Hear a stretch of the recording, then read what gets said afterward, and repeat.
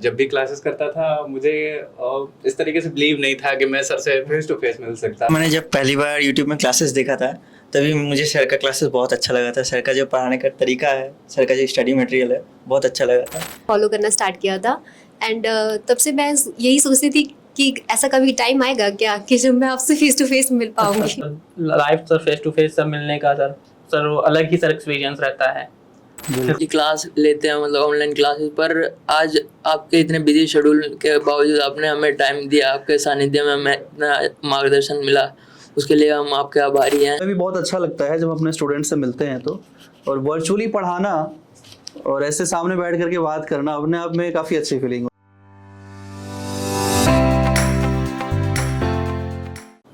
मैं अभिषेक कुमार झा।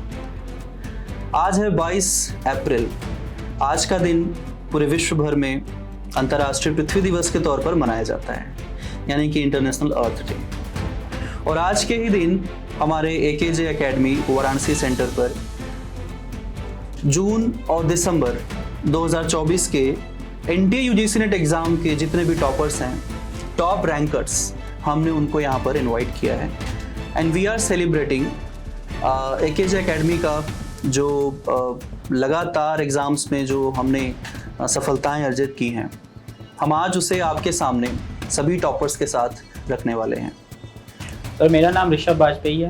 सर मैं उत्तर प्रदेश के बहराइच डिस्ट्रिक्ट के हरखापुर सर विलेज है सर मेरा। सर वहाँ से मैं बिलोंग करता हूँ। मेरी सर स्टार्टिंग जो स्टार्टिंग की मेरी जो पढ़ाई है स्कूलिंग, वही सर प्राथमिक विद्यालय से हुई है। उसके बाद सर मैंने अपना सर 8 to 8 तक की पढ़ाई पायनियर माइंटेसरी स्कूल सर बहराइच में है, वहाँ से की है। उसके बाद सर मैंने अपना हाई स्कूल और इंटर सरस्वती विद्या मंदिर बहराइच से की है। उसके बाद सर मैंने अपना BA ancient history, economics and भूगोल में किसान पोस्ट ग्रेजुएट कॉलेज बहराइच से किया है।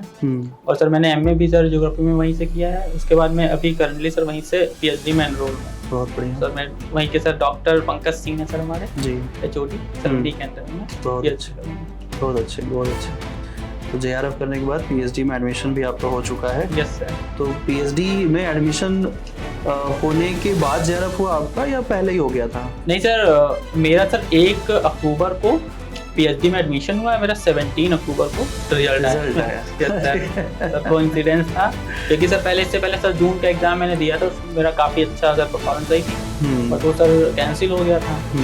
तो मेरे जो सर हैं सर पंकज सर हैं, डॉक्टर पंकज सर, उन्होंने बताया कि तुम्हारा स्कोर काफ़ी अच्छा है तो तुम्हारा जेआरएफ हो जाएगा, तो तुम पीएचडी के लिए अप्लाई कर दो, यहाँ से एप्लीकेशन फॉर्म निकला है। तो मैंने अप्लाई कर दिया था, बट उसके बाद वो कैंसिल ही हो गया। अच्छा।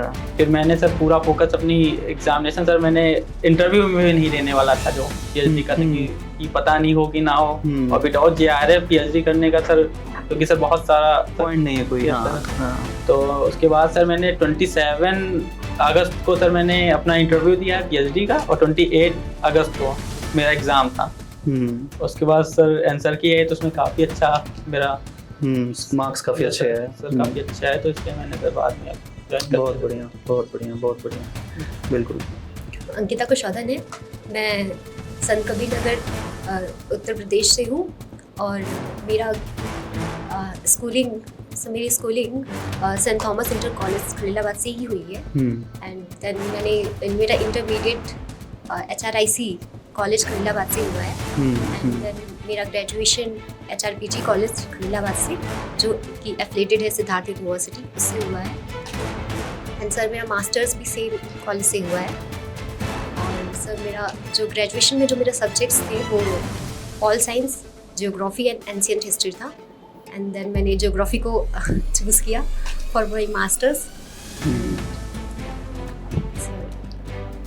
And my in the third attempt December 2024 में मेरा जेआरएफ सर क्लियर हो गया फाइनली।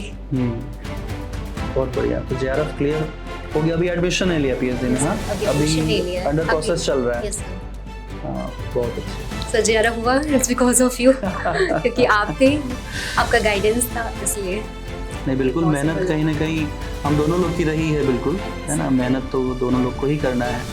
हमारा काम है आपको रास्ता दिखाना, आपका काम है उस पर चलना और वहाँ तक पहुँचना जहाँ तक कि आपने सोचा था, तो वो पूरा हो पाया। बिल्कुल, थैंक यू, थैंक यू। नाम अभिषेक अग्रवाला है। मैं मालदा वेस्ट बंगाल से हूँ। मेरा विलेज का नाम है दामोदरपुर। मेरा से प्राइमरी स्कूलिंग जो था वो मेरे विलेज में दामोदरपुर प्राइमरी स्कूल है, वहीं से मेरा प्राइमरी स्कूलिंग हुआ था। उसके बाद मैंने 5 to 12 लोहित मोहन से मैंने हाई स्कूल, वहीं से मेरा HS और माध्यमिक दोनों हुआ था। और उसके बाद फिर ग्रेजुएशन जो था, ग्रेजुएशन मैंने जियोग्राफी ऑनर्स लिया था और मालदा कॉलेज से किया है, और जो यूनिवर्सिटी ऑफ गोरबंग के साथ एफिलिएटेड है। फिर मेरा मास्टर्स 2022 में कंप्लीट हुआ था, वो मैंने गोरबंग यूनिवर्सिटी से किया है। उसके बाद 2 साल मैंने BEd का कोर्स किया है, और इसके बीच में मैं टोटल 7th अटेम्प्ट दे चुका हूँ नेट, UGC नेट का 7 अटेम्प्ट। तो सर पहले बार तो मेरा हुआ नहीं था नेट, बस 2 क्वेश्चंस की वजह से छूट गया था, और दूसरी बार बस नेट का जो कट ऑफ था उसी में नेट हुआ है, और तीसरी बार 2 क्वेश्चंस की वजह से मेरा JRF छूटा है। चौथी बार जो था वो फरवरी 2023 में हुआ, उसका क्वेश्चंस बहुत टफ था, तो उसमें मेरा बहुत रिजल्ट बहुत खराब था, और इस बार आखिरकार मेरा हो गया फाइनली 7th अटेम्प्ट में हो गया है। और इस मेरा पूरा जर्नी के दौरान मैंने आपका स्टडी मटेरियल, आपका क्लासेस बहुत फॉलो किया, आपका मार्क अप्लाई किया अपने लाइफ में। बहुत अच्छे 7th अटेम्प्ट तक पहुंच करके अचीव करना, ये बहुत बड़ा अचीवमेंट है। बहुत लोग तो छोड़ देते हैं जी सर, बीच में 3rd 4th अटेम्प्ट तक पहुंचते लगता है कि नहीं अब तो नहीं हो पाएगा, लेकिन 7th अटेम्प्ट तक आपने ट्राई किया। जी सर, बहुत मोटिवेट लगता था बीच में। तो आपका क्लासेस देखते थे, आपका जो इंटरव्यूज होता था वो सब देखते थे, तो उससे मोटिवेशन मिलता था।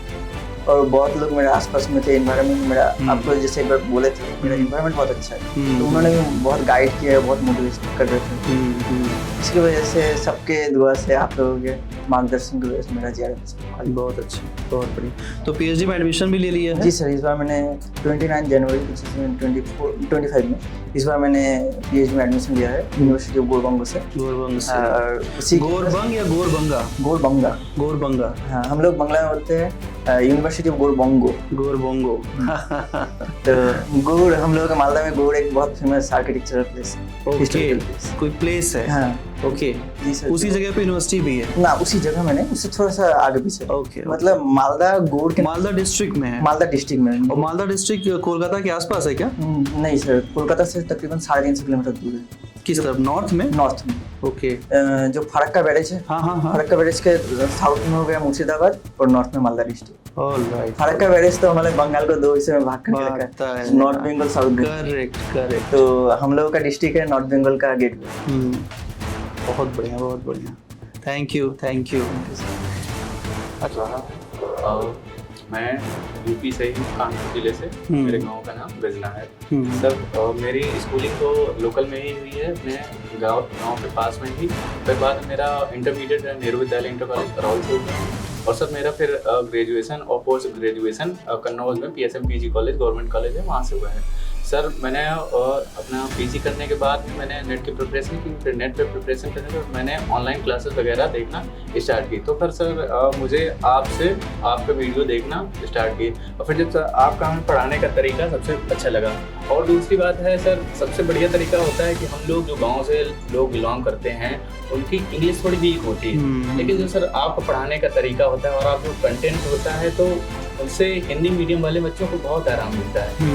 तो सर इसी आपके कंटेंट की वजह से, और आप जो वीडियो बनाते हैं सर, उनमें जो कुछ मोटिवेशन आप बताते रहते हैं बीच बीच में, उस चीज़ ने मेरे अंदर काफ़ी मोटिवेशन किया। तो इन्हीं सब की वजह से, आप कंटेंट की वजह से सर मेरा JRF फिर हो गया। हाँ सर, PhD के लिए आगे देख रहा हूँ। नमस्ते सर, मेरा नाम रजत वशिष्ठ है। मैं दिल्ली के बलसवा गांव का रहने वाला हूँ। मैंने अपनी स्कूलिंग राजकीय प्रतिभा विकास विद्यालय शालीमार बाग से किया। उसके बाद मैंने अपनी graduation Shivaji college Delhi university से की। मेरे पास BA में subject geography, pol science, economics, और फिर उसके बाद मैंने अपनी मास्टर कुरुक्षेत्र यूनिवर्सिटी से किया है।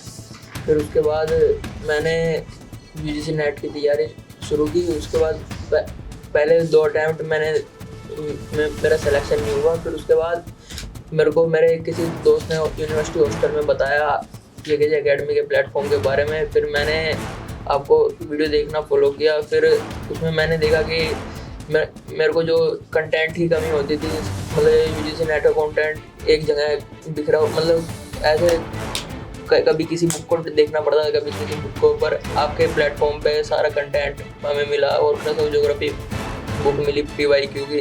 तो फिर उसके बाद मैंने अपनी तैयारी की, तो थर्ड अटैम्प्ट में मेरा JRF हो गया। फिर बाकी ये थर्ड अटेम्प्ट में आपका JRF हो गया। तो अभी PhD के लिए सर PhD का प्रोसेस चल रहा प्रोसेस। बहुत बढ़िया, थैंक यू।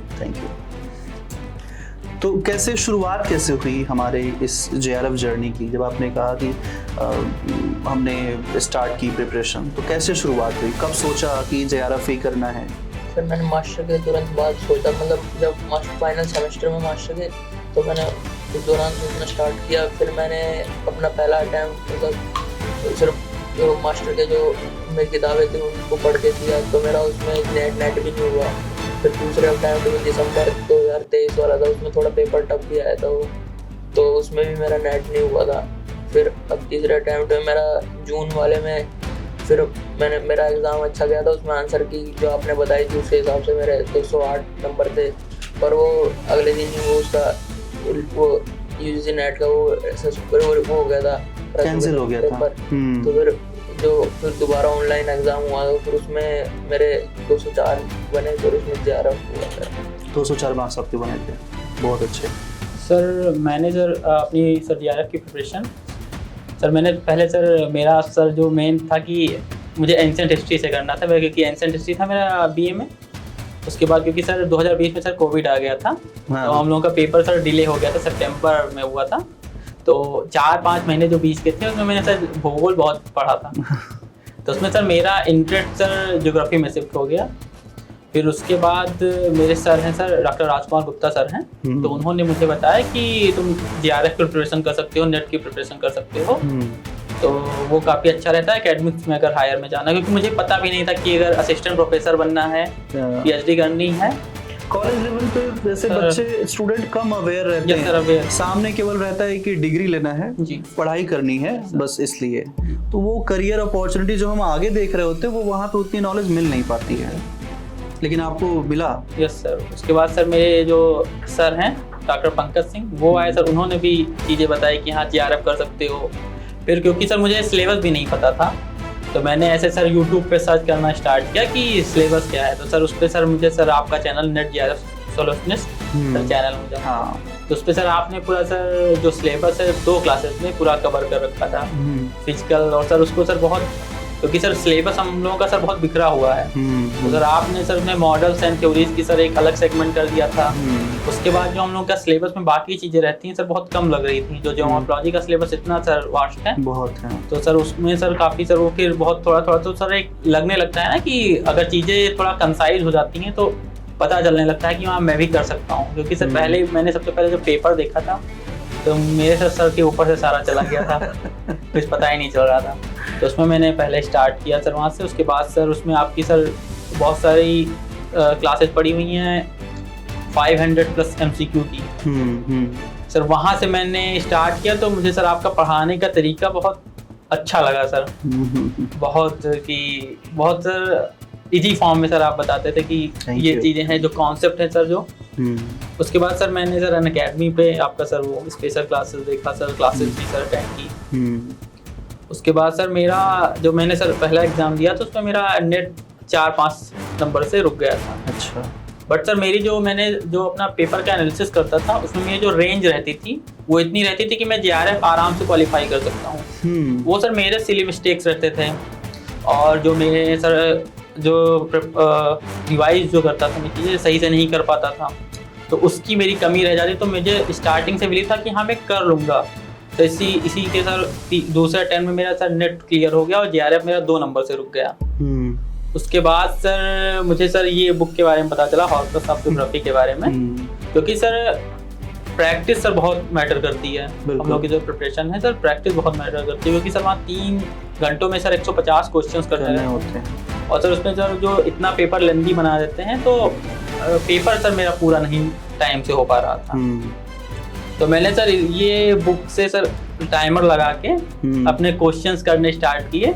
तो मेरा ये रहता कि 2 घंटे के अंदर मेरा ये जितने क्वेश्चंस हैं उनको मुझे करना है, विद एक्सप्लेनेशन भी पढ़ना है। पूरे 100 सर 100 2 घंटे के 2 घंटे में Yes, sir. सॉल्व भी करना और एक्सप्लेनेशन भी पढ़ना है। एक्सप्लेनेशन भी करना है। तो बाद में सर मैं अपना सर जो गोल था कि मैं 2 घंटे में अपना पूरा पेपर विद एक्सप्लेनेशन सर मैं करने में सर अचीव हो गया। उसके सर 1 महीने के बाद मैंने सर केवल रिवीजन किया और सर इसका सर रिजल्ट सर ये निकला कि जब मैंने सर वो एग्ज़ाम हॉल में सर पेपर अपना दिया तो मेरा सर कोई यकीन नहीं बनेगा कि सर 14 मिनट पहले मेरा पेपर पूरा हो चुका था। दोनों पेपर सर। क्या बात है सर उसका sir result sir main sir जो था वो यही था कि मैंने सर जो ये अपनी बुक थी इससे सर पूरा 2 घंटे के अंदर एक्सप्लेनेशन के साथ इसमें मैंने सारा अपना किया। यही बात मैं बोलता हूँ स्टूडेंट को कि अगर आप ये होर्क्स ऑफ ज्योग्राफी बुक पढ़ रहे हैं, कुछ स्टूडेंट को मैंने देखा है जैसे क्लास में भी रहते हैं तो बोलते हैं सर एक्सप्लेनेशन भी पढ़ना है क्या? तो भाई वो बुक लिखी क्यों गई है फिर? पढ़ने के लिए ही तो। क्योंकि जब आप एक्सप्लेनेशन भी पढ़ते हैं तो आपकी रीडिंग हैबिट इम्प्रूव होती है। जब हम पढ़ते हैं तो पढ़ना ही तो है एग्जामिनेशन हॉल में भी जा करके ना, तो इसकी वजह से कहीं ना कहीं इम्प्रूवमेंट होता है। बहुत बढ़िया था आपका अप्रोच पढ़ाई का, बहुत अच्छा था, अप्रिशिएटेड, बहुत बढ़िया, थैंक यू। ठंड लग रही है, क्या था आपका तैयारी, कैसे सोचा, कब करना है? बहुत सारे लोग होते हैं ना ये सोचते हैं, जैसे ऋषभ ने कहा कि पता नहीं था कि आगे क्या करना है तो उनके सर ने गाइड किया उनको। तो ऐसा आपके साथ भी कुछ हुआ या फिर घर में ही ऐसा माहौल था? सर स्टार्टिंग से घर पे था ऐसा, लेकिन फर्स्ट टाइम मुझे जेआरएफ के बारे में पता नहीं था। तो मास्टर्स की फर्स्ट टाइम में मुझे एक भैया मिले थे जिनसे मुझे पता चला कि वो जेआरएफ है एंड जेआरएफ में कुछ फाइनेंशियल इंडिपेंडेंस होती है, स्कॉलरशिप टाइप सब मिलता है। तो मैंने सोचा ठीक है मैं भी ट्राई कर रही थी एंड देन मैंने फर्स्ट सेमेस्टर के बाद ही मार्च 2023 में एग्ज़ाम था, वो मैंने दिया था फर्स्ट टाइम, बस देखने के लिए कि एग्जाम कैसे आता है, क्वेश्चंस कैसे आते हैं। तो वो तो मेरे सर के ऊपर से ही जा रहा था क्योंकि मैंने पढ़ा नहीं था सही से, तो वो तो ऐसे ही चला गया। देन उसके बाद मैंने यही सोचा कि जब तक मेरी अच्छे से प्रिपरेशन नहीं हो जाएगी तब तक मैं ये एग्ज़ाम नहीं दूँगी। हाँ। देन सर जून 2024 में मैंने अपना एग्ज़ाम दिया एंड वो पेपर कैंसिल हो गया था। हाँ, रजत ने भी वही बात बताई, पेपर कैंसिल हो गया। फिर से एग्जाम हुआ कंप्यूटर बेस्ड एंड देन उसमें सर मेरा एक क्वेश्चन की वजह से नेट रुक गया था। तो मैंने सिर्फ पीएचडी क्वालिफाई था, मैंने कहा ठीक है ये बार और ट्राई कर लेते हैं। देन सर मैंने दिसंबर में दिया एग्जाम अपना एंड क्लियर हो गया। सर फाइनल अप्रोच यही था कि आपको, शायद मैंने क्वेश्चंस की प्रैक्टिस नहीं की थी सही से। जैसे ऋषभ भैया ने बताया कि क्वेश्चंस की प्रैक्टिस करना मस्ट इम्पॉर्टेंट है और पीवाईक्यूज तो बहुत इम्पॉर्टेंट रोल है। आपको क्वेश्चंस कैसे आ रहे हैं वो सारी चीज़ें आप पीवाईक्यूज सॉल्व करेंगे तभी आपको समझ में आएगा।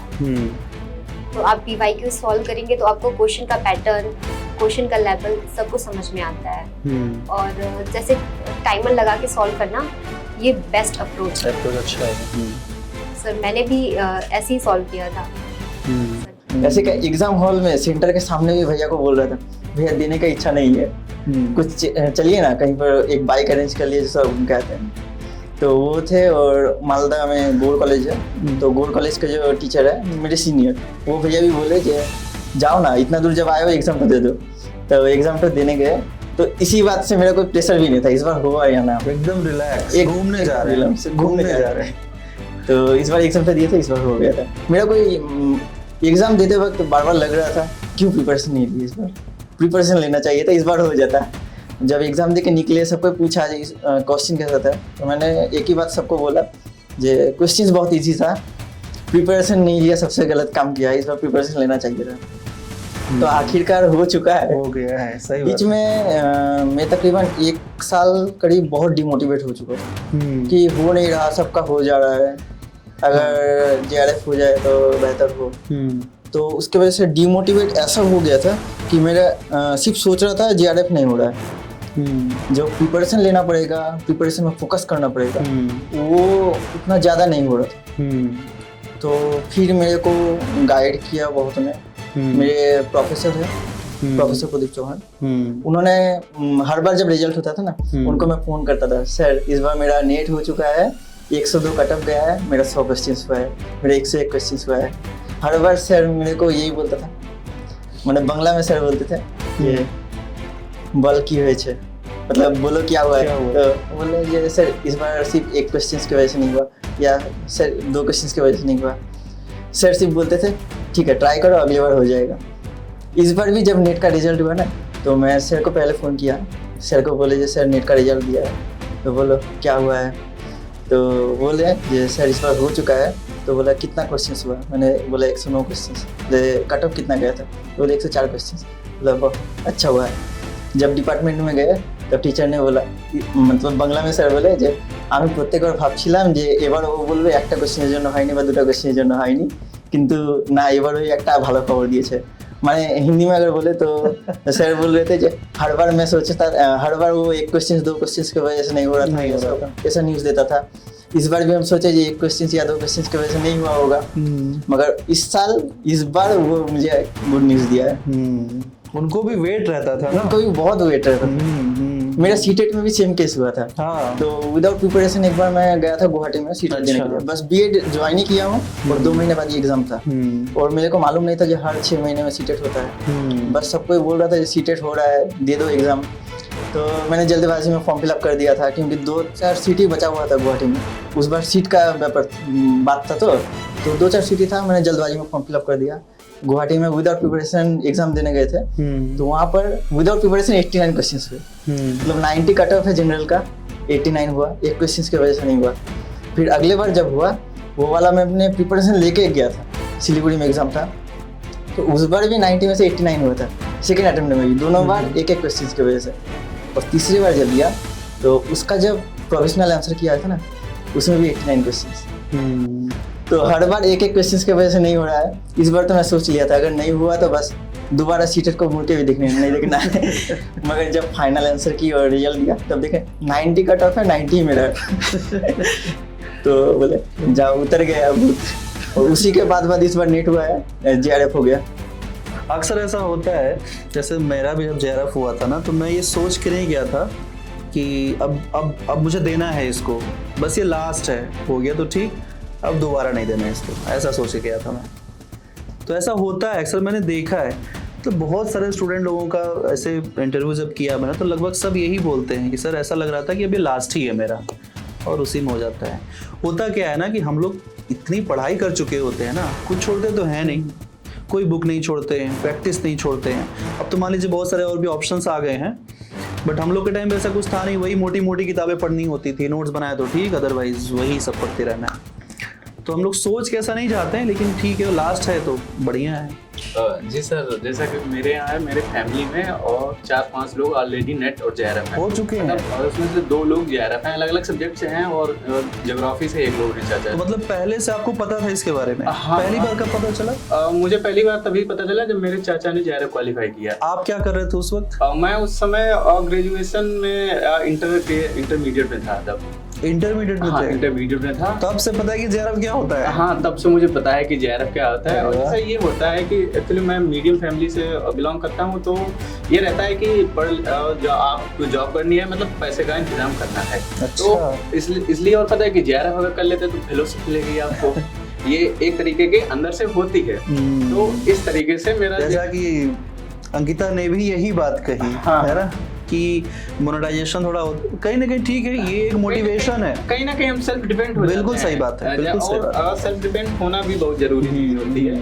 तो ऐसे करके मुझे JRF के बारे में, नेट के बारे में पता चला। तो ऐसे जब मेरा PG कंप्लीट हो गया, फिर उसके बाद में मैंने तैयार किया। अब जैसा कि यही होता है कि सब लोग पहली बार एग्जाम देते हैं, पता करने के लिए एग्जाम कैसा होता है। तो मैंने भी दिया, और जैसा कि सबके साथ होता है, ऋषभ भैया के साथ में हुआ और इनके साथ में हुआ, तो मेरे भी वो ऊपर से चला गया, उसमें कुछ भी नहीं हुआ, बस केवल गए देखने। फिर मुझे इससे ये पता चलता है कि हमको तैयारी किस तरीके से करनी है। उसी टाइम मैं आपसे जुड़ गया, तो आपके सारे वीडियोज हैं, और जैसा आपसे जुड़ने के बाद होता है, जैसा आप बताते जाएं वैसा अगर करते जाएं, तो ये मैं भी गारंटी लेता हूँ उसका JRF हो जाएगा। जो आप बताते जाएं वो करते रहे। तो ऐसे करके आप जो भी बताते गए तो वैसे करते हैं। तो मेरा फर्स्ट अटेम्प्ट में, सेकेंड अटेम्प्ट में फिर नेट हो गया। हाँ, फिर उसके बाद मैंने JRF की प्रिपरेशन करना स्टार्ट की। नेट हुआ और फिर JRF के लिए शुरुआत की। हाँ। जब नेट हुआ था तो क्या ऐसा लगा था कि हाँ ठीक है अब ठीक है, ऐसा हाँ अब ठीक है हो गया, और ऐसा लगा था कुछ? नहीं ऐसा नहीं लगा था, नहीं लगा था ना। हाँ, जब तक JRF नहीं मिला तब तक यही लगता है। हाँ, मुझे लगा कि JRF मतलब करना ही है। तो इस तरीके से तो ऐसे करके फिर मैंने फिर बाद में JRF की प्रिपरेशन स्टार्ट की, और उस थर्ड टाइम में मेरा कट ऑफ से 0.43 हमारा डाउन रह गया। तो मुझे उस टाइम बहुत गलत लगा, और उसी टाइम चीज़ ये हुई कि वही चाचा जी जो लोग मेरे मतलब ऑलरेडी क्वालिफाइड हैं, वहाँ पर एक लोग काफ़ी अच्छी शख्सियत पर्सनालिटी वाले व्यक्ति आए थे। उन्होंने मेरा इंट्रोडक्शन कराया कि ये मिलिए, ये मेरा भतीजा है और नेट क्वालिफाइड है, JRF इसका 0.43 मार्क्स से रह गया। मुझे अपना इस तरीके से इंट्रोडक्शन देना अच्छा नहीं लगा। मैंने कहा कि अब मैं JRF क्वालिफाई करना है। तो फिर मैं आपसे मतलब आपसे जुड़ा ही, ऑलरेडी जुड़ा, फिर बाद में आपसे AKJ जो एकेडमी ऐप है उसके थ्रू भी मैं आपसे जुड़ा, मतलब जुड़ा रहा। आप भी जिस प्लेटफॉर्म पे रहे, यूट्यूब पे रहे, अनअकैडमी पे रहे, फिर आज का AKJ एकेडमी पे है, तो जैसा आप बता रहे करते रहे, और फिर बाद में मेहनत की, और फिर बाद में मेरा JRF हो गया। तो फिर तब जाके मुझे अंदर सेटिस्फेक्शन मिला कि हाँ अब ये मैं हूँ, इस तरीके से। तो ऐसे करके ही मेरी जर्नी रही। बड़ी बात है ना, पूरे देश भर से 250 लोग 200-250 लोग सारे कैटेगरी का मिला करके निकालते हैं पूरे भारतवर्ष से। It's a big achievement. और फिर ये हालांकि जैसा कि प्रेशर रहता है, सबके ऊपर प्रेशर रहता है, लेकिन उस प्रेशर को मैनेज करने के लिए हम इस तरीके से सोच के, आप सोचिए कि मैं क्वालिफाई कर सकता हूँ, कर लूंगा, तब मैं अपने आप को कहाँ देखता हूँ। वो उस चीज को अगर सोच रहे तो कहीं ना कहीं वो प्रेशर मेंटेन हो जाता है। और दूसरा फिर ये होता है कि एग्जाम के टाइम ऑलरेडी प्रेशर रहता है, सब प्रेशर रहता है, तो उसका एक ही काम रहता है कि मेहनत करिए, प्रैक्टिस करिए, मॉक टेस्ट हल करिए। और जैसा आप भी एग्जाम के 2-3 दिन पहले आप लंबे सेशन चलाते हैं, मैराथन सीरीज, उसमें क्वेश्चन करवाते हैं, तो कहीं ना कहीं उसमें अगर क्वेश्चन आप कंप्लीट करें तो फिर आप अपने आप में सेल्फ कॉन्फिडेंस बढ़ता है। और जब सेल्फ कॉन्फिडेंस बढ़ता है तो कहीं ना कहीं प्रेशर थोड़ा कम होता है। तो प्रेशर का एक ही है कि मेहनत करिए, ट्राई करिए, कोई और ऑप्शन है नहीं, कोई और ऑप्शन बिना मेहनत। हाँ, और ट्रस्ट अपनी मेहनत पे करिए। बिल्कुल यही प्रेशर मैनेजमेंट स्ट्रेटजी यही होनी चाहिए। हाँ बिल्कुल, बहुत अच्छी बात कही आपने, बहुत अच्छी बात कही। ड्यूरिंग प्रिपरेशन वो रियल स्ट्रगल वो क्या था आपके लिए, और कैसे आपने उसको ओवरकम किया? सर मेरे लिए सर स्टार्टिंग में सबसे ज़्यादा जो स्ट्रगल था कि सर इतना बड़ा सा सिलेबस है, तो उसको पहले सर कैसे कवर करूँ। स्टार्टिंग में सर बिग चैलेंज सर ये रहता है। सर सबसे पहले तो मैं सर यही था कि मेरा पहले तो पहला अटेम्प्ट मैंने दिया था, तो मैंने जो ज्योग्राफी ऑफ इंडिया उसको पढ़ा ही नहीं था, जबकि वहाँ से सबसे ज़्यादा क्वेश्चन आते हैं। मैंने इस बुक में भी यही बात बोली है कि आप देखो लास्ट 15 ईयर्स में तो लगभग 10 क्वेश्चन तो पहले आते थे, अब तो 20 तक आने लग गए हैं। और सर जो मेरा पहला मतलब स्टार्टिंग में मैंने फिजिकल पे बहुत अपना कंसंट्रेशन कर दिया, और हुआ क्या कि अब का जो ट्रेंड सर 3-4 साल से क्या हो गया है कि आपके ह्यूमन ज्योग्राफी से क्वेश्चंस ज़्यादा आते हैं, ज़्यादा आ रहे हैं। फिजिकल ज्योग्राफी से जो क्वेश्चंस की जो क्वांटिटी है वो कम हुई है। तो सर मेरा सबसे पहले ही था, उधर ह्यूमन ज्योग्राफी का सर कहीं पे सर ऐसे कवरेज है ही नहीं। अगर आप बुक से भी पढ़ने जाएंगे तो आपको बहुत सारे जो ट्रांसपोर्ट ज्योग्राफी हैं, बहुत सारी थ्योरीज में आपको मिलेंगी ही नहीं, बहुत लिमिटेड कंटेंट है। सही बात है। वो सर सबसे ज़्यादा बिग चैलेंज था मेरे लिए। माजिद हुसैन की बुक आती है वो ह्यूमन ज्योग्राफी वाली, काफ़ी मोटी बुक है वो, ठीक है, एकेडमिक के लिए अच्छी बुक है, बट कंपटीशन का जो लेवल अभी आ गया है उसमें वो कम पड़ती है। क्योंकि सर जो पेपर जो बनाते हैं उनको भी बताया ना कि वो लोग भी माजिद हुसैनी पढ़ के आते हैं, तो उनको पता है यहाँ से मैं क्वेश्चन देना ही नहीं है। यहाँ से अगर मेरे दूंगा अगर सब लोग बच्चे ही, तो कटाफ सर बहुत ऊपर चली जाएंगे, तो उनको कटाफ पे तो कंट्रोल में लाना है। सही बात।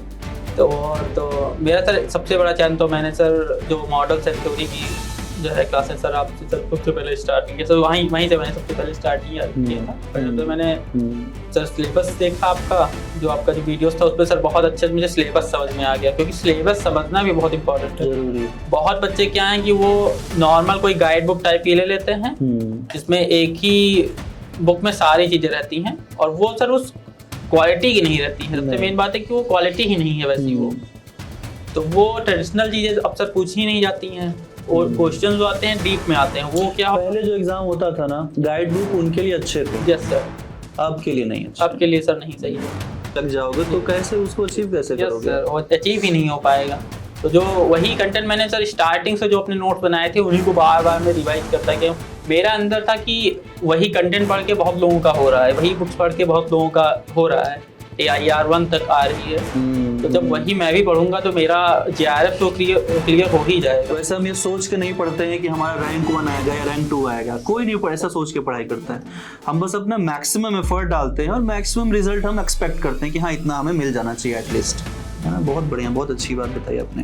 मैं अगर अपने प्रीवियस 2 अटैम्प्ट की बात करूँ तो जिसमें मेरा नेट भी नहीं हुआ था, उसमें मैंने जब मेरे को AKJ एकेडमी के बारे में नहीं पता था तो मैंने फॉलो किया था PYQ, और उसमें काफ़ी मिस्टेक थी, प्रिंटिंग मिस्टेक हो गई, जैसे किसी का एक्सप्लेनेशन उसमें ढंग से नहीं दिए थे।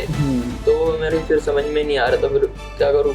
फिर मैंने उसके बाद जब जैसे कि भैया ने बताया कि अगर आपको कंपटीशन को के स्ट्रेस को कम करना है तो रेगुलर प्रैक्टिस करनी पड़ती है उस टाइम पे। जैसे अगर वैसे तो आए दूसरे तीसरे दिन ऐसे लगता था कि होगा या नहीं होगा, पर इसके लिए इस स्ट्रेस को, एंजाइटी को कम करने के लिए हम ये कर सकते हैं, डेली के टारगेट्स बना सकते हैं, उनको अचीव करेंगे तो उसके से हमारा ध्यान उस तरफ हो जाएगा, फिर बढ़ेगा। तो आपने अपने डेली टारगेट सेट किए, कैसे किया? ह्यूमन ज्योग्राफी ये सेगमेंट करना है, इस दिन खत्म करना है, इतने क्वेश्चन प्रैक्टिस करने हैं, इसी तरह से टाइम टेबल बना के करता था। और इसके अपार्ट फ्रॉम दिस मैं मतलब एक्सरसाइज वगैरह भी करता था, तो उससे स्ट्रेस रिलीज होता है काफी, बिल्कुल। तो ये करता था मैं उसके लिए। और बाकी जैसे कई मैंने बताया था, इसका UGC नेट का सिलेबस पूरे मतलब ऑल इंडिया की यूनिवर्सिटी का एक जनरलाइज सिलेबस है, मतलब उसमें ऐसा नहीं है कि हर यूनिवर्सिटी में वो पूरा सिलेबस पढ़ा दिया जाता है। जैसे हमारी यूनिवर्सिटी में भी कई सेगमेंट थे, इंडस्ट्रियल ज्योग्राफी हो गया, ट्रांसपोर्ट ज्योग्राफी, ये नहीं। आप शिवाजी कॉलेज से पढ़े, दिल्ली यूनिवर्सिटी का कॉलेज है, दिल्ली यूनिवर्सिटी का जो सिलेबस है वो UGC नेट के काफ़ी क्लोज है, मैंने देखा है ये चीज़, काफ़ी हेल्प मिला होगा उससे आपको। जी सर, पर उसमें कई नीचे सेगमेंट जैसे ट्रांसपोर्ट ज्योग्राफी के मैट्रिक्स वाले क्वेश्चन वहाँ पे नहीं पढ़ाते हैं, इंडस्ट्रियल ज्योग्राफी भी सिलेबस में वहाँ के नहीं है। अच्छा, तो उसके लिए फिर मैंने आपके नोट्स वगैरह को रेफर किया था। तो मतलब ऐसा कुछ ड्यूरिंग प्रिपरेशन ऐसा नहीं लगा कि जो चीज़ एक्सपेक्ट कर रहे हैं वो मिल नहीं रहा है, या पढ़ाई करते वक्त भी होता था कि जैसे बहुत सारे टॉपिक्स ऐसे होते हैं ना अपने इसमें सिलेबस में।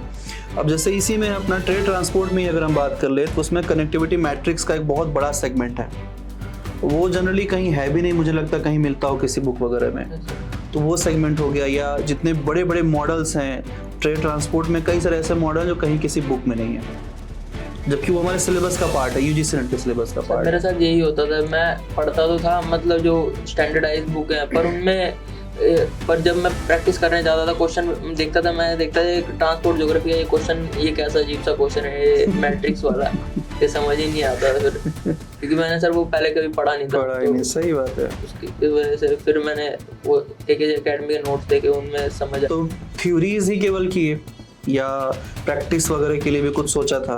तो प्रैक्टिस भी करता था मैं, हॉर्ग्राफ ऑफ ज्योग्राफी बुक से मतलब प्रैक्टिस की थी मैंने, मतलब डेली एक सेट करता था मैं उसमें कंप्लीट करके, उसकी कम से कम मैंने 2 से 3 बार रिवाइज किया था करके उसको। डेली एक सेट करते थे तो एक बार लगातार कर लेते थे या उसको भी डिवाइड कर रखा था? एक बार लगातार करते, एक बार में ही कर लेते थे। फिर सबको जैसे आपने बोला था 2 से 3 बार कम से कम करना है, इसको रिवाइज करना है। तो फिर मैंने उसको 2 से 3 बार रिवाइज किया। फिर आपने एग्जाम टाइम पे मेरिट हब करके उस पे वो क्लासेस ली थी, क्वेश्चंस प्रैक्टिस करवाए थे काफी। हाँ, लीडर बोर्ड दिखाते थे, उस पे भी प्रैक्टिस की थी, YouTube पे भी क्लासेस करता था जब मैं, तो उससे भी काफी हेल्प हुई। वो हम लोग उसे और डेवलप कर रहे हैं, थोड़ा प्रैक्टिस के लिए हम लोग AKJ एकेडमी पे और चीज़ें डेवलप कर रहे हैं। अभी इसी मंथ एंड में हम लोग टेस्ट सीरीज लॉन्च करेंगे एक ऐसा जो बिल्कुल अपनी जो हॉर्क्रक्स ऑफ ज्योग्राफी बुक है उसके लेवल के टेस्ट सीरीज टॉपिक वाइज हम लोग उसको बना रहे हैं, उससे काफ़ी हेल्प मिलेगा। जैसे ऋषभ ने कहा कि प्रैक्टिस बहुत ज़रूरी है, सभी लोग बोल रहे हैं प्रैक्टिस बहुत ज़रूरी चीज़ है। तो थ्योरीज तो अब हमारे यहाँ है, काफ़ी सारी चीज़ें हो गई हैं, सो मुझे ऐसा लगता है कि प्रैक्टिस के ऊपर भी फोकस करना चाहिए। सो उस चीज़ को भी हम लोग ध्यान में रख रहे हैं, काम कर रहे हैं उसके ऊपर भी। Thank you Rajat. एग्जाम की प्रिपरेशन करना स्टार्ट करते हैं तो सबसे पहले क्वेश्चन ये होता है कि हमको पढ़ना क्या है। तो उसके लिए हम सबसे पहले सिलेबस देखते हैं। बिल्कुल। तो जब सिलेबस देखते हैं तो हम लोगों ने सिलेबस देखा, आपके वीडियो पढ़े थे वो, मतलब वीडियो वगैरह देखे। फिर बाद में ये आता है कि सिलेबस का जो मटेरियल है, कंटेंट है, वो कहाँ मिलेगा। और जैसा कि ज्योग्राफी को लेके देखा जाए तो उसका नेट में सिलेबस देखो तो काफ़ी ब्रॉड सिलेबस है, एक तरीके से पूरी ज्योग्राफी है। अगर उसके कंटेंट को आप इकट्ठा करने बैठ जाएंगे तो करीब 2-3 महीना आपको, अगर खुद से कर रहे हो तो 2-3 महीना आपको कंटेंट इकट्ठा करने में ही टाइम लग जाएगा। तो जैसा कि आपसे जुड़ने के बाद ये होता है, ये वाली प्रॉब्लम सारी सॉल्व हो जाती है। कंटेंट के लिए हमें इधर उधर भटकना नहीं पड़ता है। और जो आपका कंटेंट रहता है वो दोनों लैंग्वेज में रहता है, तो जिससे जो हिंदी लैंग्वेज वाले हैं स्टूडेंट उनको भी फायदा मिलता है, इंग्लिश वाले हैं उनको भी फायदा मिलता है। तो सबसे अच्छी बात ये हो जाती है। और फिर बाद में बात आती है प्रैक्टिस की। तो प्रैक्टिस का सर मैं पहले सारे जितने बुक्स जो कंटेंट है सारा पढ़ लिया, फिर उसको रिवीजन करना भी बहुत ज़रूरी होता है। तो रिवीजन करने को लेके मेरी स्ट्रेटजी ये रहती थी, जैसे एग्ज़ाम हो गया, एग्ज़ाम के लोग 40 दिन पहले और जो स्टार्टिंग के 30 दिन है तो 30 दिन में मैं डिवाइडेशन कर लेता था। जैसे 10 यूनिट है तो 3 दिन 1 यूनिट, तो 3 दिन 1 यूनिट में मेरा ये रहता था कि 2 दिन मैं थ्योरी पढ़ूंगा और तीसरे दिन उस थ्योरी के सारे क्वेश्चन MCQ करूंगा। ऐसे करके मैं 10 यूनिट और फिर बाद में जो लास्ट के 10 दिन बचते थे उस 10 दिन में मैं केवल MCQ ही करता था, बस मतलब अलग अलग पूरी एक यूनिट के। तो इस तरीके से जब प्रैक्टिस करते रहते हैं तो और फिर आप अपना इवेल्युएशन करते हैं। तो जब आपको जैसे मेरा ये मानना है कि आपको पहले से ही पता चल जाता है कि आपका होगा या नहीं होगा। ये मतलब मेरा पर्सनली मानना है। ऐसे हो जाता है? हाँ। कैसे, मतलब क्या फीलिंग आती है? मतलब जैसे जब आप प्रैक्टिस कर रहे होते हैं, जब आपका अच्छा जा रहा होता है तो अंदर कहीं ना कहीं फीलिंग आने लगती है कि हाँ थोड़ी और मेहनत चाहिए, बस ये एग्जाम क्वालिफाई हो जाएगा, ये रहता है। और अगर जैसे नहीं जा रहा है तो सीधे पहले से पता चल जाता है कि हम ये सोचते हैं कि हमें एग्जाम क्वालिफाई करना है उस क्वेश्चंस को सॉल्व करके, या हम ये सोचते हैं कि हमारा परफॉर्मेंस कैसा था, हाँ हमने कैसा परफॉर्म किया। वो बेशक एग्जाम क्वालिफाई हो जाए, लेकिन हमारा एग्जाम में परफॉर्मेंस क्या था, ये कहीं ना कहीं हमें उसका आभास हो जाता है। हाँ पहले से ही आभास मतलब वो हो जाता है। तो वही सब चीजें हैं सर। बिल्कुल, बहुत बढ़िया, बहुत बढ़िया। कि कहीं ना कहीं जो टॉपर्स बताते हैं वो बिल्कुल मानते हैं कि आपकी जो स्ट्रेटजी होगी वो उनको इमीडिएट जो है फ़ायदा पहुंचाएगी। तो आप कुछ ऐसा शेयर करिए जो आने वाले जून एग्ज़ाम के लिए, दिसंबर एग्ज़ाम के लिए जो UGC नेट के एस्पिरेंट्स हैं वो तैयारी कर रहे हैं और आपकी तरह वो भी टॉपर क्वालिफाई होना चाहते हैं। मैं 2 पॉइंट बताऊँगा। सबसे पहले तो ये कि सिलेबस पूरा करो अपना, क्योंकि जो हम, और ऐसा नहीं है कि किसी भी बुक को पढ़ लिया सिलेबस वहाँ से पूरा हो गया। स्पेसिफाई जो UGC नेट का जो सिलेबस दिया हुआ है वेबसाइट पे उसको फॉलो करना चाहिए हमें, क्योंकि उसमें बिल्कुल माइन्यूट से माइन्यूट इतने मॉडल्स दिए हुए हैं, उनमें वे भी कवर करने चाहिए। ट्रांसपोर्ट ज्योग्राफी का वैन्स का मॉडल है, ये सब हमें एक एक मॉडल देखना पड़ता है। इस वजह से वो नेट का सिलेबस है उसको फॉलो करके सिलेबस पूरा करके उसको कम से कम 2 से 3 बार रिवाइज करना पड़ेगा उसको। और दूसरा ये कि प्रैक्टिस पे ज़्यादा फोकस करो, बार बार प्रैक्टिस सेट लगाओ। जैसे ऋषभ ने बताया था टाइमिंग रख के वो प्रैक्टिस उसको बार बार करो। तो यही है मेरा। तो बहुत बढ़िया, बहुत अच्छा। इस एग्जाम में आप बैठे हो, इतने क्वेश्चन हैं आपको सॉल्व करने हैं, तो वो टाइम पे हो नहीं पा रहा है, तो आपको लैक ऑफ टाइम हो जा रहा है। तो इस वजह से आपको मतलब टेस्ट सीरीज वगैरह लेनी भी चाहिए। प्रैक्टिस मस्ट है एग्जाम के लिए। तो सर मैंने प्रैक्टिस, उसके बाद सर जब मैंने एग्जाम दिया तो मैंने बहुत छोटे छोटे नोट्स बनाए और सर रात में सोते टाइम उसे रिवाइज कर लिया, जैसे मैंने आपको पहले ही बताया था। सर वो बहुत हेल्पफुल था मेरे लिए। और सर मैं अपने टाइम के हिसाब से ही पढ़ती थी। कभी जैसे कुछ लोग कहते हैं कि सुबह के टाइम पढ़ना चाहिए या रात के टाइम पढ़ना चाहिए, मुझे जब भी टाइम मिलता था तब भी बस ही नहीं पता था। वो मेरा तो सबसे बड़ा कंसर्न यही है कि सिलेबस आपको पता होना चाहिए कि सिलेबस में है क्या, वो बहुत इम्पोर्टेंट है। और उसमें भी सिलेबस में बहुत सारे हिडन टॉपिक्स हैं। हाँ, जो लिखा होता है उसके बाद भी कहीं और से पूछते हैं। तो वो सारी जो होते हैं वो आपको क्वेश्चन सॉल्व करोगे तो आपको पता चलेगा कि इस टॉपिक से भी क्वेश्चंस आते हैं। उसे पढ़ना चाहिए। सर मैंने अच्छे से प्रिपरेशन करके जून में ही दिया था, तो जून में मैंने प्रिपरेशन किया था, तो मेरा सबसे बड़ा कंसर्न था ज्योग्राफिकल टेक्निक। सर वो सिलेबस मुझे समझ ही नहीं आ रहा था स्टार्टिंग में। काफी डायनेमिक है वो ना, उसमें एक सेक्शन तो है, अब किसी को कार्टोग्राफी पसंद है तो उसको रिमोट सेंसिंग नहीं समझ में आएगा, चलो रिमोट सेंसिंग समझ में आ गया तो उसको जीआईएस नहीं समझ में आएगा, तो बहुत डायनेमिक है। स्टैट का सेक्शन ऐसा है जो मुझे ऐसा लगता है कि ज़्यादातर बच्चे स्किप कर देते होंगे। जो जिसका मैथ्स अच्छा है वो तो बड़े चाव से करेगा उसको सॉल्व, जिसका मैथ्स नहीं अच्छा है तो स्टैट समझ में नहीं आएगा बिल्कुल। प्रैक्टिकल ज्योग्राफी बहुत डायनेमिक है। मैं प्रैक्टिकल ज्योग्राफी को पेपर 1 की इक्विवेलेंट रखता हूँ, क्योंकि पेपर 1 बहुत डायनेमिक है, कितना भी पढ़ लीजिए, जो आपकी किस्मत है पेपर में जितना सॉल्व कर दिए नंबर वही मिलना है। वैसे प्रैक्टिकल ज्योग्राफी भी है, लेकिन अगर पढ़ा जाए अच्छे स्ट्रेटजी से तो अच्छे मार्क्स आ सकते हैं। But yes, geography of India इस बार हमने कंप्लीट कर ली, अब उसकी बुक के ऊपर भी काम चल रहा है। तो ज्योग्राफी ऑफ इंडिया बहुत इंपॉर्टेंट है। मैं बोल रहा हूँ कि लास्ट 5 ईयर्स से 18, 19, 20 क्वेश्चंस ऐसे आ रहे हैं। और अगर आप सोचो, मान लो 20 नहीं, आपका 20 क्वेश्चन आ रहा है, आपने 18 भी सही कर लिया, तो इट्स अ बिग रेशियो, बहुत बड़ा रेशियो है ये। और ज्योग्राफी ऑफ इंडिया में क्या है ना कि कॉन्सेप्ट जो है इजीली आप समझ जाते हो, मैप बेस्ड है, चीज़ें आप समझ जाओगे, ये चीज़ उसमें रहता है। As compare to other units, उसमें आपका मार्क्स अच्छा बन सकता है अगर आप उस थोड़ा फोकस कर लेते हो। थैंक यू अभिषेक।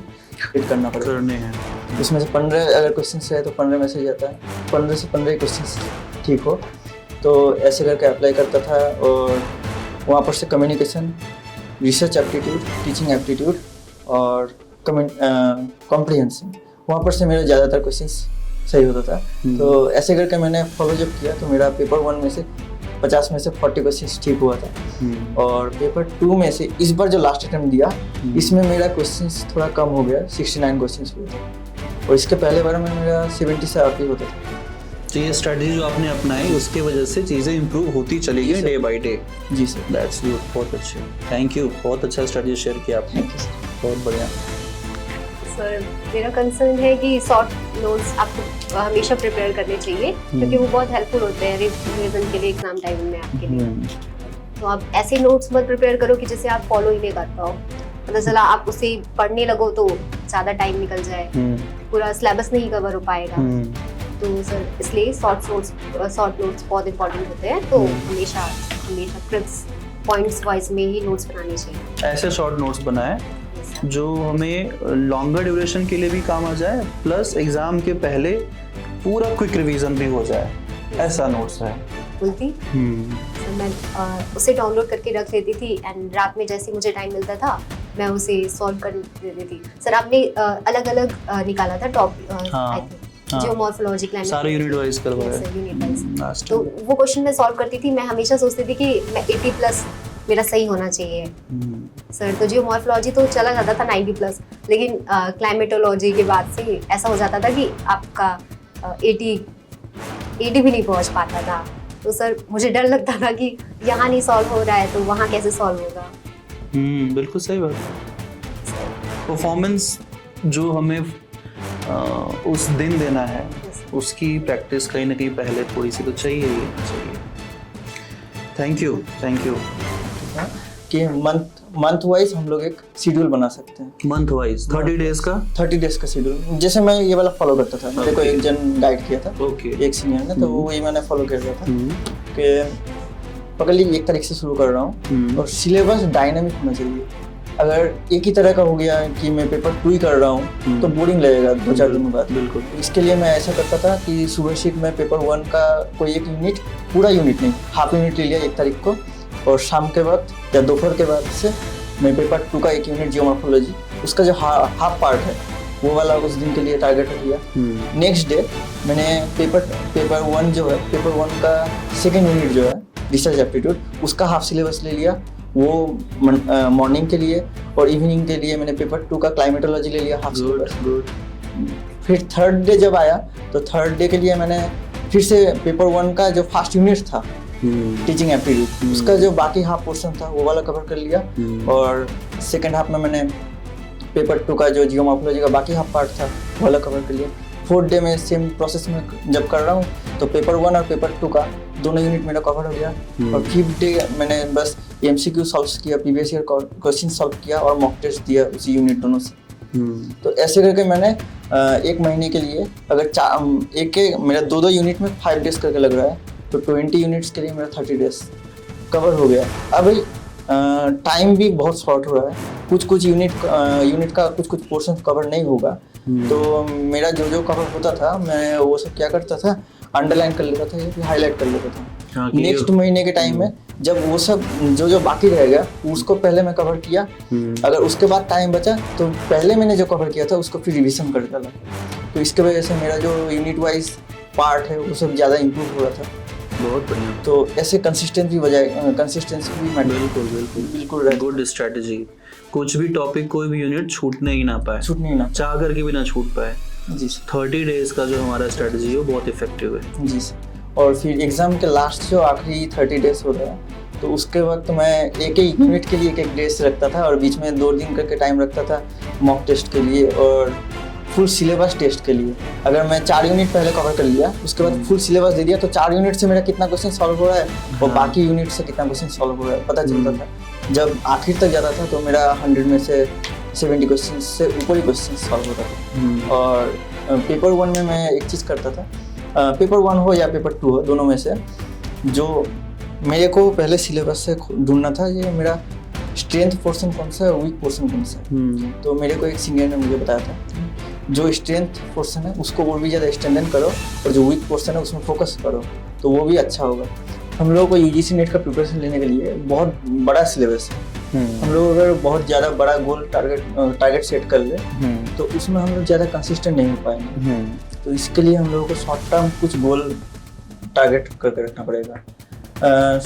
इसके लिए हम लोग कर सकते हैं 1 हफ्ते में हम ये 2 यूनिट को कवर कर सकते हैं या फिर 2 यूनिट कवर हो गया उसके बाद 3rd कौन सा यूनिट कवर कर सकते हैं इस टाइम पीरियड के अंदर और उसके बाद मॉक टेस्ट कैसे दें। या सही बात है। सबसे ज़्यादा इम्पोर्टेंट है कि कंसिस्टेंसी होनी चाहिए, क्योंकि कंसिस्टेंसी रहेगी तभी आपका सिलेबस कवर होगा, तभी आप प्रैक्टिस कर पाएंगे। अगर कंसिस्टेंसी नहीं है तो बाद में जब 1 महीना आएगा तो आपको कुछ समझ में, क्योंकि आपको तब प्रैक्टिस भी करनी रहेगी, सिलेबस भी कवर करना रहेगा। तो ऐसा नहीं होना चाहिए कि जब एग्ज़ाम फॉर्म आ रहा है उसके बाद हम लोग प्रिपरेशन करना स्टार्ट कर रहे हैं। और उससे पहले जो हम लोग मेरा एक और मानना है कि हमको अपने टीचर्स की बात जो है, प्रोफेसर्स हैं, टीचर्स की बात जो है जो पढ़ाते हैं उनकी मानना चाहिए, उन पे बिलीव करना चाहिए। जैसे सर जो आप मान लीजिए आप किसी बच्चे को बता रहे हैं अगर वो चीज़ें कर नहीं रहा है तो सर इसका रिजल्ट नहीं आएगा। सही बात। तो सर है कि जो आपके टीचर्स बताते हैं या प्रोफेसर जो बताते हैं उनको आपको मानना पड़ेगा, उस पर बिलीव करना पड़ेगा कि ये अगर इसको इस बेसिस पे तैयार करना है तो आपको करना पड़ेगा, क्योंकि अगर आप करेंगे तभी आपका रिजल्ट आएगा, अदरवाइज तो कुछ फ़ायदा रहेगा। बिल्कुल। Thank you. तो मैं आपका स्टडी मटेरियल सब डाउनलोड कर लेता था क्योंकि मेरा सिलेबस तो वैसे एक बार रिवीजन हो चुका था, कंप्लीट हो चुका था ना। तो आपका क्लासेस मुझे जेन्युइनली लगता था थोड़ा स्लो है, क्योंकि जो फर्स्ट टाइम करता है ना उसके लिए आपका क्लासेस बहुत ज़्यादा बेस्ट है, क्योंकि उनको सब कुछ इन डिटेल्स में मालूम पड़ता है। और मुझे लगता था थोड़ा स्लो है तो मैं बस आपका स्टडी मटेरियल को रीड करता था, जहाँ पर लगता था कि यहाँ पर परेशानी हो रही है, समझ में नहीं आ रहा है, तब आपका वीडियो देख लेते थे, वहाँ पर से वो डाउट क्लियर हो जाता था। और ऐसे करके मैंने आपका जो स्टडी मटेरियल था उसका पूरा पन्ना तो उतना पढ़ा नहीं जा सकता ना, क्योंकि एग्ज़ाम के 1 महीने पहले मुझे रिविजन भी करना है। तो उस टाइम में मैं सिर्फ अपना नोट बनाता था। तो मैंने नोट बनाते हुए भी देखा कि नोट बनाने में बहुत वक्त लगता है। तो मैंने क्या किया, वो जो पीडीएफ्स को प्रिंट किया, उसमें सिर्फ अंडरलाइन किया कितना पढ़ना पड़ेगा, या हाईलाइटर देखा हाईलाइट करता रहता था। और एग्ज़ाम के टाइम में बस जितना हाईलाइटेड पॉइंट है या अंडरलाइन पॉइंट है उतना ही पढ़ता था, और साथ में कुछ छोटा फुट नोट भी लिखता था उसी पन्ने में साइड में जगह भी था, वो से भी मैं पढ़ते रहता था। और पूरा जर्नी के टाइम में आपका जो यूट्यूब में या फिर AKJ एकेडमी में आप जो कुछ फ्री जो मॉक टेस्ट देते थे वो मॉक टेस्ट सब करता था, और आप लाइव सेशन में भी कुछ मॉक टेस्ट लेते थे, वो सब देता था। मुझे बहुत अच्छा लगता था क्योंकि उसमें से मुझे कुछ क्वेश्चंस कॉमन भी मिले। और आपका जब हॉर्क्रक्स ऑफ जियोग्राफी आ गया, उसके पहले जो 3-4 अटेम्प्ट दिया था ना, वहाँ पर PYQ सॉल्व करने में मुझे अगर सेशन का पीवाई को सॉल्व करना होता तो 1 से 2 दिन टाइम लग जाता था, क्योंकि 4 ऑप्शन है, 4 ऑप्शंस के डिटेल्स निकालना है, बहुत टाइम कंज्यूमिंग पैटर्न है ये वाला। फिर आपका जब बुक आ गया तो मेरा 3 से 4 घंटा में एक सेशन हो जा रहा था, तो इससे बहुत हेल्प मिला है मुझे। तो पीवाई की और मॉक टेस्ट तो बहुत ज़्यादा इम्पोर्टेंट है, उसको फॉलो करना ही पड़ेगा। अब मैं बोलना चाहूँगा कि कोविड के पहले वाला जो है उसका पैटर्न जो था वो अलग था, बहुत अलग था।